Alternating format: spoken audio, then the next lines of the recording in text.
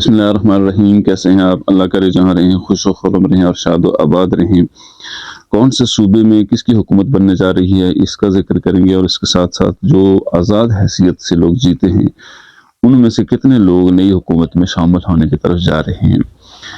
تو سب سے پہلے اگر دیکھا جائے اس وقت تک کے نتائج کے مطابق پی ٹی آئی کی حمایت یافتہ آزاد امیدوار سب سے آگے ہیں. اس کے بعد نون لیگ ہے، پھر پیپلز پارٹی ہے، اور اس کے بعد MQM، اور اس کے بعد پھر مختلف سیاسی جماعتوں میں کسی کی 2 اور کسی کی 3 سیٹس ہیں. تو ان حالات میں پی ٹی آئی کے حمایت یافتہ آزاد امیدواروں کی اتنی بڑی تعداد کا آنا اس بات کی عکاسی کرتا ہے کہ لوگوں نے اور عوام کی اکثریت نے عمران خان صاحب کو اور ان کے نظریے اور ان کی سوچ کو اور ان کی کوشش کو سراہنے کی کوشش کی ہے. ایسے میں جب مینڈیٹ عوام کی طرف سے عمران خان صاحب کو دیا گیا ہے تو حکومت سازی میں بھی ان کا ایک کلیدی کردار ہونا چاہیے. اگرچہ 9 مئی جیسے واقعات میں ملوث پی ٹی آئی کے لوگ آج بھی اینٹی اسٹیبلشمنٹ کی بجائے اینٹی فوج بیانیے پر قائم ہیں. ایسی صورت میں جبکہ عمران خان صاحب کے اوپر اور ان کی جماعت پر 9 مئی جیسے واقعات ہیں اور ان کے الزامات ہیں، اگرچہ ان کے ابھی تک اس طرح کے معاملات آگے عدالتی طور پر چل نہیں سکے، اس صورت میں جب ان کے پاس انتخابی نشان بھی نہیں، جماعت بھی نہیں، ان کے لیے مخصوص نشستوں کے بھی مسائل ہیں، تو کیا وہ حکومت بنا پائیں گے یا نہیں؟ اس وقت اگر دیکھا جائے تو نواز شریف صاحب نے جو وکٹری سپیچ کی اس میں یہ کہا گیا کہ ہم مختلف سیاسی جماعتوں سے مل کر حکومت قائم کریں گے اور ایک بہتر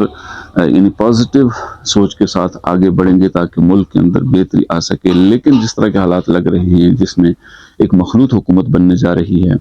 اور اس مخلوط حکومت میں کبھی بھی عوام کے لیے بہتری نہیں ہو سکتی.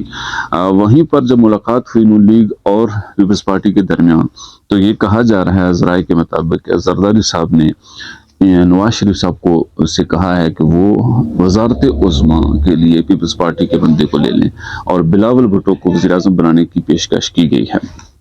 جس پر اور نواز شریف صاحب کو اس کے مقابلے میں صدر بنانے کی تجویز دی گئی ہے، جس کو نون لیگ قبول کرنے کے لیے تیار نہیں ہے. لیکن پیپلز پارٹی کی یہ کوشش ہے کہ وزیر اعظم ان کا بن جائے، اور اس صورت میں نون لیگ کو پوری طرح کوآپریٹ کریں گے. اس پر ان کی بات ہوئی ہے. آگے تک اس میں پیش رفت کتنی ہوتی ہے ظاہر 1-2 دنوں میں اس کا بھی پتہ چل جائے گا.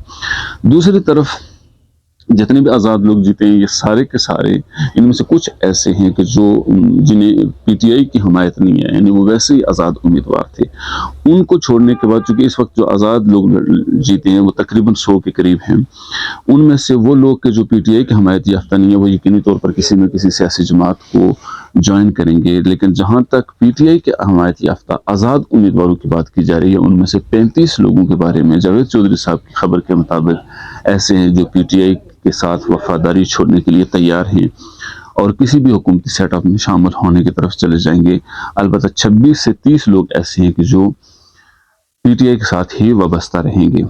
ان حالات میں جب آزاد امیدوار کی ایک کھیپ اگر ان سے بے وفائی کر کے دوسری طرف چلی جاتی ہے تو پھر پی ٹی آئی کے لیے ایک اور بہت بڑا دھچکا ہوگا. البتہ KPK میں عمران خان کی حکومت کا اصولی فیصلہ کیا گیا ہے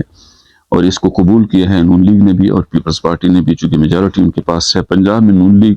کچھ آزاد لوگوں کو ساتھ ملا کر حکومت بنانے کی طرف جائے گی اور سندھ میں پیپلز پارٹی کی حکومت بنے گی، اور بلوچستان میں ایک مخلوط حکومت بنتی ہوئی نظر آتی ہے جس میں بلوچستان کی مقامی جو سیاسی جماعتیں ہیں ان کا کوئی نہ کوئی وزیر اعلیٰ بنے گا. وہیں پر جو ایک گھناؤنا بات کی گئی، ایک ٹویٹ کیا گیا شیر افضل خان مروت کی طرف سے جس میں حضرت ہندہ کا ذکر کیا گیا اور مریم نواز کو ان سے تشبیہ دی گئی، اگرچہ بعد میں یہ ڈیلیٹ کر دیا گیا، لیکن یہ سیاسی طور پر یعنی اپنے آپ کو جب اتنی ان کو شہرت ملی ہے، ویسے بھی شیر افضل خان مروت یعنی کسی اصولی سیاست یا کسی نظریے کی بنیاد پر اس کی پہچان نہیں ہے، وہ ایک مقولہ اس کا مشہور ہوا جس کی وجہ سے وہ دیکھتے ہی دیکھتے لیڈر بن گیا. اب اس نے صحابیات پر جو حملہ کیا ہے یہ انتہائی قابل مذمت ہے اور اس کی تردید ہونی چاہیے، اور پی ٹی آئی کے لوگوں کو بھی ایسے آدمیوں سے فاصلہ رکھنے کی ضرورت ہے. ہماری ویڈیو کیسی رہی؟ اگر آپ کو پسند آئے تو اسے لائک اور شیئر ضرور کیجیے. السلام علیکم ورحمۃ اللہ.